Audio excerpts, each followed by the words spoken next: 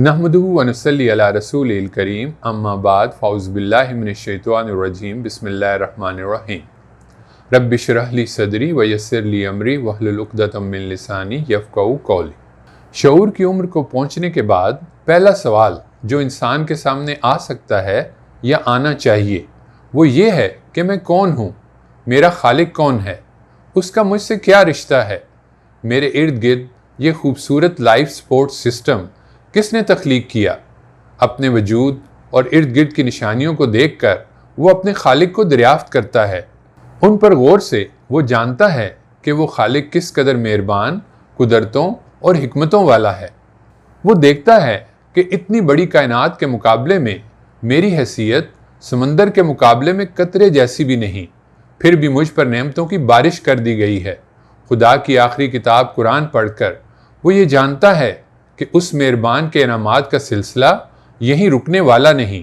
جو اس کے فرمانبردار ہوں گے انہیں خدا اگلی دنیا میں ہمیشہ کے باغوں میں مستقل قیام کی عزت بخشے گا۔ یہ جاننے کے بعد اس کی پہلی اور آخری آرزو صرف ایک ہی بن جاتی ہے، اس خالق کی ابدی جنت میں داخلے کی کامیابی کسی طرح سے حاصل ہو جائے۔ یوں تو قرآن میں جگہ جگہ خدا کے پسندیدہ بندوں کی مطلوبہ صفات بیان کی گئی ہیں، لیکن جہاں آج کے لیکچر میں پڑھی جانے والی آیات میں انتہائی خوبصورت انداز میں بات یوں شروع کی گئی ہے کہ آؤ تمہیں بتاؤں رحمان کے بندے کون ہیں، ان کی کیا صفات ہیں، اور آخر میں خاتمہ اس پر کیا گیا ہے کہ جنت کے تمام انعامات انہی کے لیے ہوں گے۔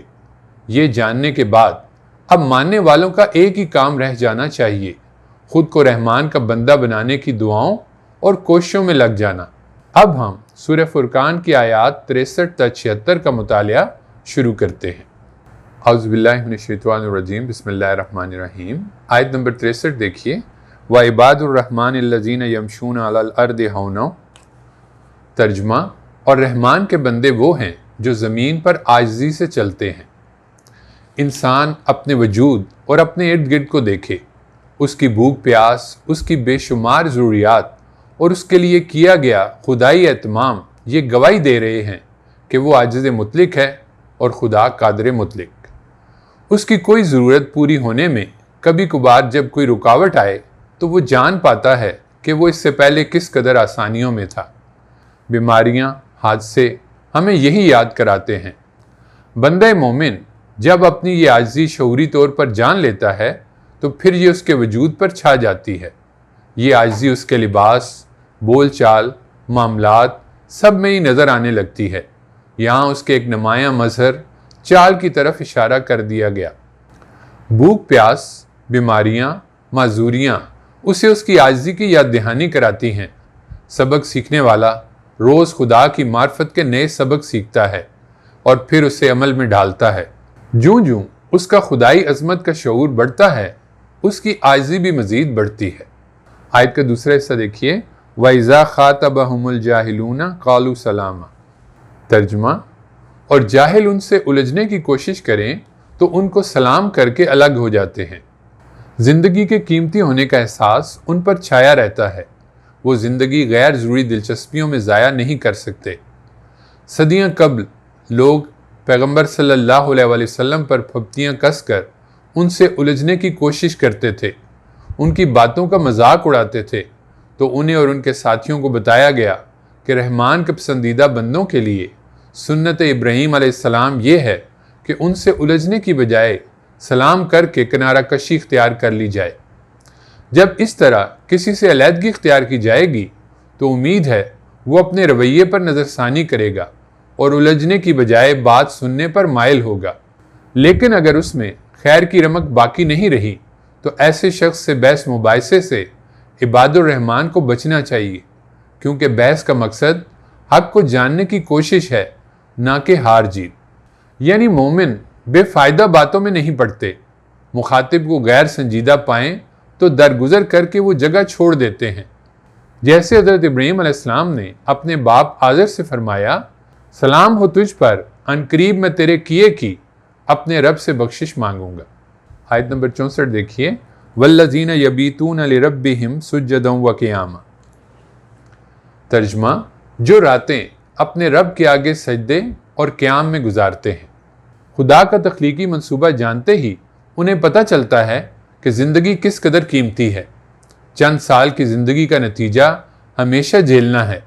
ان کی راتوں کی نیند بے قراریوں میں ڈھل جاتی ہے۔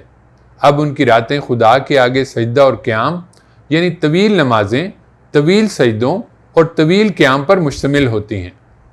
آپ صلی اللہ علیہ وآلہ وسلم کا معمول دیکھیے۔ آپ اتنی دیر تک کھڑے ہو کر نماز پڑھتے رہتے کہ آپ کے قدم یا پنڈلیوں پر ورم آ جاتا۔ جب آپ سے اس کے متعلق کچھ عرض کیا جاتا تو فرماتے کہ کیا میں اللہ کا شکر گزار بندہ نہ بنوں؟ سورہ زاریات میں بھی کامیاب لوگوں کی صفات بیان کرتے ہوئے یوں فرمایا گیا، راتوں میں بہت کم سوتے تھے اور ان کی آخری گھڑیوں میں اپنے رب سے مغفرت مانگتے تھے۔ آیت نمبر 65 دیکھیے، والذین یقولون ربنا اصرف عنا عذاب جہنم ان عذابها کان غراما۔ ترجمہ، جو دعائیں کرتے ہیں کہ اے ہمارے رب ہم سے دوزخ کا عذاب ہٹا لے، حقیقت یہ ہے کہ اس کا عذاب تو ایک چمٹ جانے والی چیز ہے۔ راتوں کو اٹھ کر جہنم سے بچائے جانے کی دعائیں کرتے ہیں، یعنی ان کا فکر و عمل باقی زمانے سے جدا ہو جاتا ہے۔ انہیں اسی کی فکر لگ جاتی ہے، جبکہ دوسرے بے فکری سے کہتے ہیں کہ کچھ نہیں ہوگا، کیونکہ وہ جانتے ہیں کہ اس کا عذاب چمٹ جانے والی چیز ہے، یعنی اس سے پیچھا چھڑانا ناممکن ہوگا۔ جہنم سے بچنے کے لیے اگر کچھ کیا جا سکتا ہے تو اسی دنیا میں خود کو خدا کا فرمانبردار بنا کر، کیونکہ خدا ہی ہمیں جہنم سے بچا سکتا ہے۔ آیت نمبر 66 دیکھیے، انہا ساءت مستقرا و مقاما۔ ترجمہ، حقیقت یہ ہے کہ وہ بسنے اور ٹھہرنے کی بہت ہی بری جگہ ہے۔ مستقر اور مقام یوں تو ہم مانی ہیں، لیکن جب یہ دونوں اکٹھے استعمال ہوں تو مستقر مستقل قیام گاہ اور مقام عارضی قیام کی جگہ، یعنی جہنم ایسی ہولناک جگہ ہے کہ مستقل مستقر کی حیثیت سے تو درکنار، ایک عارضی منزل کی حیثیت سے بھی وہ گوارا کیے جانے کے قابل بھی نہیں ہے۔ حالانکہ کوئی بری سے بری جگہ بھی ایسی ہو سکتی ہے کہ کسی پہلو سے وقتی طور پر گوارا کی جا سکے۔ آیت نمبر 67 دیکھیے، والذین اذا انفقوا لم یسرفوا ولم یقتروا وکان بین ذلک قواما۔ ترجمہ، اور رحمان کے یہ اصل بندے جب خرچ کرتے ہیں تو نہ فضول خرچی کرتے ہیں اور نہ تنگی کرتے ہیں، ان کا خرچ اس کے درمیان اعتدال پر ہوتا ہے۔ اپنا کمایا ہوا مال بھی خرچ کرتے وقت وہ یہ حقیقت یاد رکھتے ہیں کہ یہ مال خدا کا دیا ہوا ہے اور میں نے روز قیامت اس آمدن اور خرچ کی جواب دہی کرنا ہے۔ ہر معاملے میں اعتدال کا راستہ ہی دین کا راستہ ہے۔ یہی وجہ ہے کہ فضول خرچی اور بخل دونوں ہی قرآن مجید کے نزدیک انتہائی ناپسندیدہ طریقے ہیں۔ وہ جب اپنی ذات پر بھی خرچ کرتے ہیں تو اس میں احتیاط سے کام لیتے ہیں، کیونکہ وہ جانتے ہیں کہ انہیں اپنے مال میں سے دوسروں کے حقوق بھی ادا کرنا ہے۔ اعتدال کا فیصلہ ہر ایک کو اپنے حالات کے تحت خود کرنا ہے۔ ہو سکتا ہے کسی کا ایک گاڑی خریدنا فضول خرچی ہو اور دوسرے کا 3 گاڑیاں خریدنا بھی فضول خرچی نہ ہو۔ بدقسمتی سے آمدن بڑھتے ہی لوگ اپنے اخراجات بڑھا لیتے ہیں، یوں وہ خدا کی راہ میں دل کھول کر خرچ کرنے سے محروم رہ جاتے ہیں، جو بڑی محرومی ہے۔ معیار زندگی بڑھانے کی نہ ختم ہونے والی دوڑ میں شریک ہونا خود کو شیطان کا بھائی بنانا ہے، پھر خدا اور بندوں کے حقوق ادا کرنے کی توفیق نہیں ملتی۔ فضول خرچی کو یوں سمجھیے، ناجائز کاموں میں خرچ، جائز کاموں میں ضرورت سے زائد خرچ، دکھاوے اور نمائش کے لیے خرچ۔ اب بخل دیکھیے، جہاں ضرورت ہو وہاں بھی مال کو بچا بچا کر رکھنا۔ ایسا آدمی بھی دنیا کی شدید محبت کا شکار ہوتا ہے۔ مال دنیا کا قائم مقام ہے۔ کنجوس مال بچا کر یہی سوچتا رہتا ہے کہ جب چاہوں گا خرید دوں گا، مگر خرچ کرنے کا حوصلہ نہیں پاتا۔ مال سے دوسروں کے عائد حقوق ادا نہ کرنا دنیا میں دل کی سختی اور آخرت میں شدید پکڑ کا باعث بن سکتا ہے۔ مال کا اصل فائدہ یہی ہے کہ جائز ضروریات پورا کرنے کے بعد زیادہ سے زیادہ راہ خدا میں خرچ کیا جائے۔ اس سے نیکیوں کی مزید توفیق ملتی ہے اور حکمتوں کے در کھلتے ہیں۔ آیت نمبر 68 دیکھیے، والذین لا يدعون مع اللہ الہا آخر ولا یقتلون النفس التي حرم اللہ الا بالحق ولا یزنون وَمَن يَفْعَلْ ذَلِكَ يَلْقَ أَثَامًا۔ ترجمہ: وہ ہیں جو اللہ کے ساتھ کسی دوسرے معبود کو نہیں پکارتے، اللہ کی حرام کی ہوئی کسی جان کو ناحق قتل نہیں کرتے اور نہ بدکاری کرتے ہیں۔ یہ گناہ جو شخص بھی کرے گا ان کا نتیجہ بھگتے گا۔ خدا کی شریعت میں شرک، قتل اور زنا، یہ تین بڑے گناہ حقوق اللہ اور حقوق العباد کے سلسلے کے سب سے بڑے جرائم ہیں، جن سے بندہ مومن کو ہر حال میں بچنا چاہیے، اس لیے کہ ان کا نتیجہ آگے ہمیشہ کی جہنم بتایا گیا ہے۔ شرک کے بارے میں اس سیریز کے پچھلے کئی لیکچرز میں بات ہو چکی۔ شرک اپنے سب سے بڑے اور اصل محسن کو پہچاننے سے انکار اور اس کے حقوق سے لاپرواہی ہے۔ کسی انسان کا قتل بہت بڑا جرم ہے۔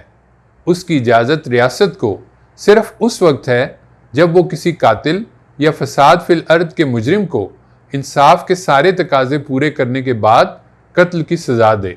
اگر کسی جگہ کوئی حکومت موجود نہ ہو تو وہاں مقتول کے ورثاء کو بھی قاتل سے بدلہ لینے کا اختیار حاصل ہے۔ یہ ایک مکی سورہ ہے جہاں قرآن کے نزول کے وقت کے حالات کا اندازہ اس سے لگایا جا سکتا ہے کہ حرم کا بے لباس ہو کر طواف کیا جاتا تھا۔ اس سے اس دور میں پھیلی ہوئی بے حیائی کے بارے میں آپ جان سکتے ہیں۔ اس لیے زنا سے بچنے کی اس ہدایت سے یہ بات خود سامنے آتی ہے کہ کسی بہت برے ماحول میں رہنے والے کو بھی اس حوالے سے پوری احتیاط کرنی چاہیے۔ یہاں کی امتحان کے لیے دی گئی ڈیل سے بے خوف نہیں ہونا چاہیے۔ ان جرائم کا آخرت میں ضرور انجام بھگتنا ہوگا۔ آیت نمبر 69 دیکھیے، یُضَاعَفْ لَهُ الْعَذَابُ يَوْمَ الْقِیَامَةِ وَيَخْلُدْ فِیہِ مُہَانًا۔ ترجمہ: قیامت کے دن اس کا عذاب بڑھتا ہی جائے گا اور وہ اس میں ذلیل ہو کر ہمیشہ رہے گا۔ یعنی اوپر بیان کیے گئے تین بڑے جرائم کی سزا کچھ عرصہ بعد ختم نہ ہو جائے گی، بلکہ انتہائی سنگین خبر دی جا رہی ہے کہ نہایت ذلت کے ساتھ اس عذاب کو بڑھایا جاتا رہے گا۔ یہ بات یاد رہے کہ یہ باتیں قریش کے متکبرین کو سنائی جا رہی ہیں، کیونکہ تکبر کے ساتھ سرکشی کی اصل سزا جہنم کی ہمیشہ کی ذلت و رسوائی ہے۔ آیت نمبر 70 کا پہلا حصہ دیکھیے، إِلَّا مَن تَابَ وَآمَنَ وَعَمِلَ عَمَلًا صَالِحًا فَأُولَٰئِكَ يُبَدِّلُ اللَّهُ سَيِّئَاتِهِمْ حَسَنَاتٍ۔ ترجمہ: مگر یہ کہ جس نے توبہ کر لی اور ایمان لایا اور اچھے عمل کیے تو ایسے لوگوں کے گناہوں کو خدا نیکیوں سے بدل دے گا۔ یعنی اعمال کے ان نتائج کے عذاب سے صرف وہی لوگ محفوظ رہیں گے جو توبہ اور اصلاح کر کے ایمان اور اچھے اعمال کی راہ اختیار کریں گے۔ جو لوگ توبہ کر کے ایمان اور عمل صالح کی زندگی اختیار کرتے ہیں، ان کی نیکیاں ان کے اعمال نامے کے پچھلے گناہوں کو مٹا دیتی ہیں۔ اللہ تعالیٰ ان کی برائیوں کی جگہ پر ان کی نیکیوں کو رکھ دیتا ہے جو ان کے گناہوں کو ڈھانپ لیتی ہیں۔ کس قدر بڑی ہے یہ خوشخبری اور ہماری زندگی کیسا شاندار موقع ہے۔ پچھلے گناہوں سے سچی توبہ ان گناہوں کو نیکیوں میں بدل دیتی ہے۔ ایسے مہربان رب کی طرف تو جلد از جلد پلٹنا چاہیے اور اس کی نافرمانیوں سے بچنا چاہیے۔ آیت کا اگلا حصہ دیکھیے، وَكَانَ اللَّهُ غَفُورًا رَحِيمًا۔ ترجمہ: حقیقت یہ ہے کہ اللہ بڑا بخشنے والا ہے، اس کی شفقت ابدی ہے۔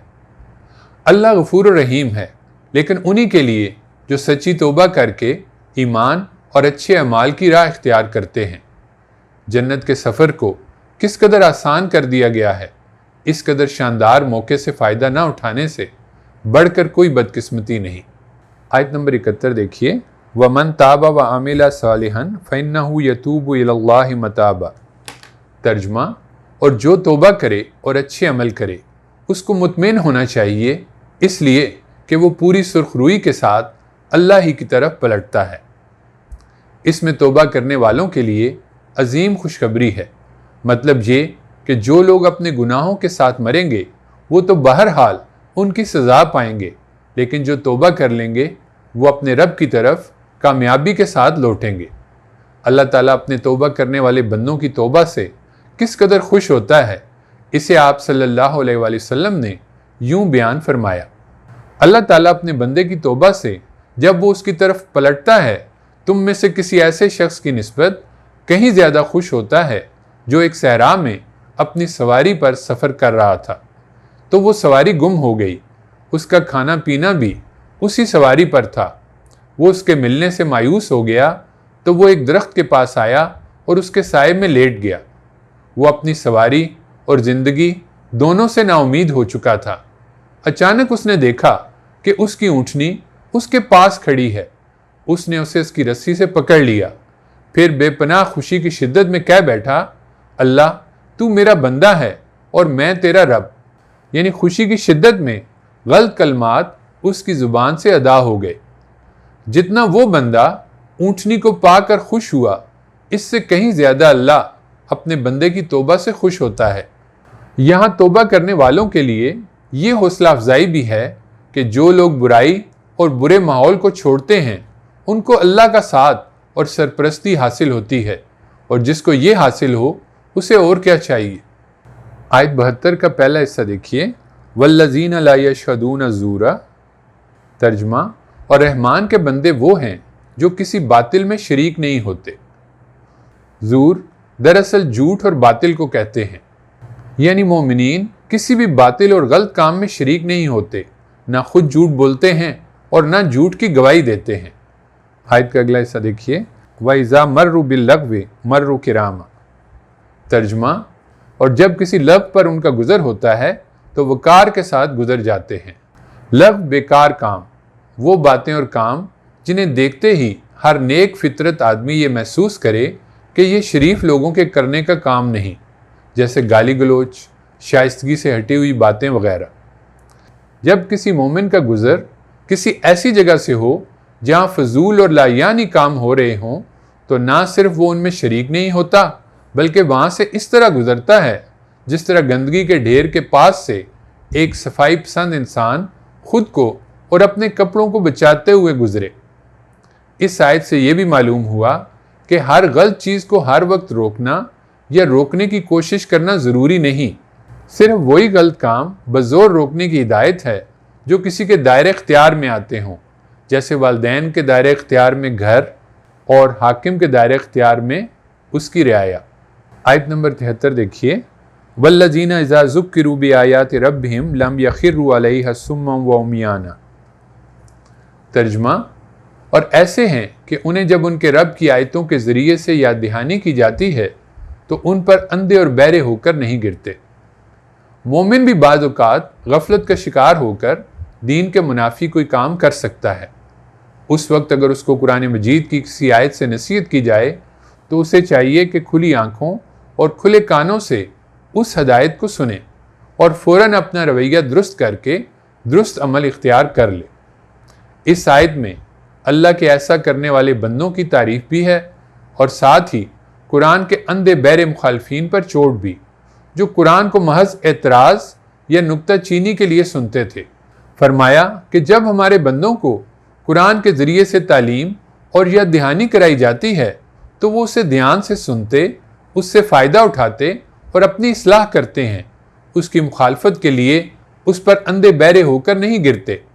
وہ جانتے ہیں کہ ہمیں اپنی سیرت قرآن کے مطابق بنانا ہے، تبھی ہم خدا کی ابدی جنت حاصل کر سکیں گے۔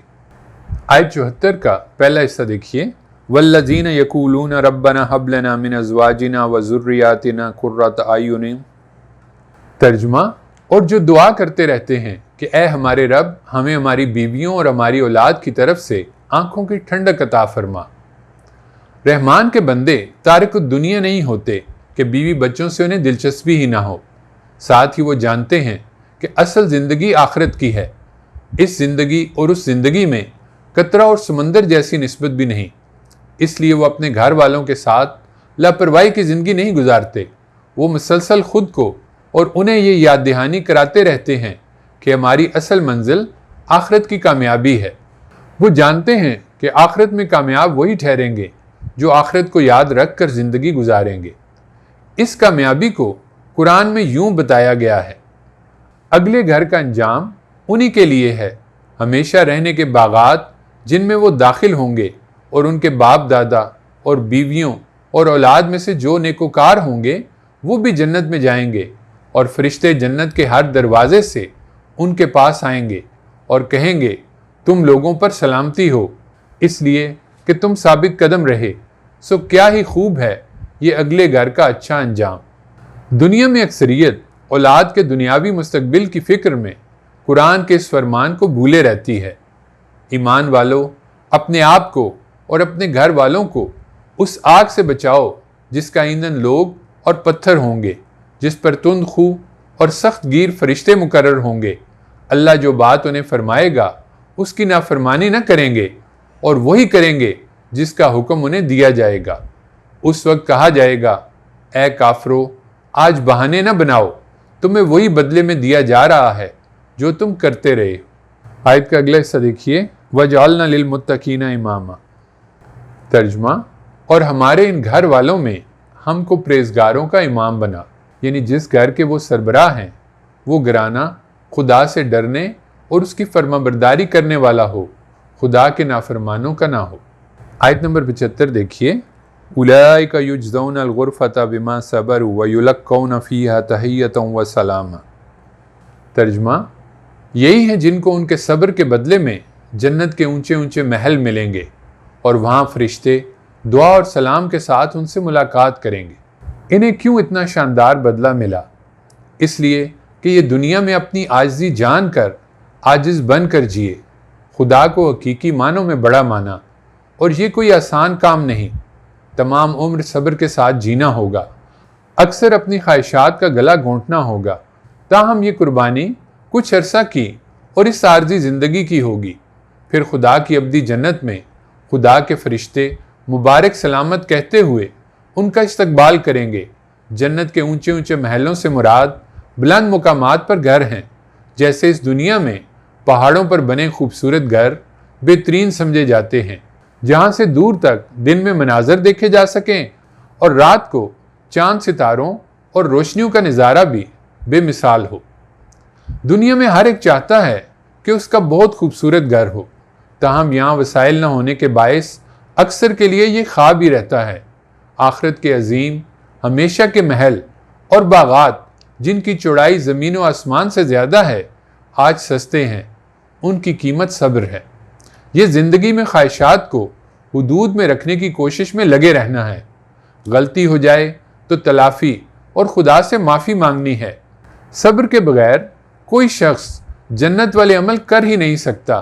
نہ آپ عاجزی کی چال چل سکتے ہیں، نہ آپ کسی جاہل کی بات کے مقابلے میں تحمل سے کام لے سکتے ہیں، اور نہ راتوں کو اپنی نیند توڑ کر اپنے رب کے آگے قیام و سجود کر سکتے ہیں، نہ ہی اخراجات میں توازن رکھ سکتے ہیں۔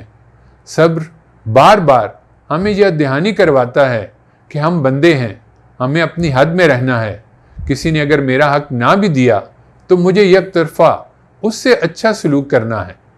آیت نمبر 76 دیکھیے، خالدین فیہا حسنت مستقرا و مقاما۔ ترجمہ، وہ ان میں ہمیشہ رہیں گے، بسنے اور ٹھہرنے کی کیا ہی اچھی جگہ ہے۔ انسان دنیا میں ہمیشہ ماضی کے پچھتاووں اور مستقبل کے اندیشوں میں جیتا ہے، کاش میں ایسا نہ کرتا، کاش میں فلاں وقت پہ یہ فیصلہ کرتا تو آج موجودہ سے بہتر حالات میں ہوتا، یا پھر دنیا میں دوسروں سے پیش آنے والی حادثات دیکھ کر اپنے اور اپنے پیاروں کے مستقبل کے بارے میں فکر مند رہتا ہے۔ جنت تمام ماضی کے پچھتاووں اور مستقبل کے اندیشوں سے آزاد دنیا ہوگی۔ ہمیشہ کی شاندار زندگی پانے کے بعد نہ ماضی کا کوئی پچھتاوا باقی رہے گا اور نہ مستقبل میں کبھی بھی کسی نعمت کے چھن جانے کا ڈر باقی رہے گا۔ اللہ تعالیٰ ہمیں جنت کا سچا مسافر بنا کر جنت کی منزل تک پہنچا دیں، آمین۔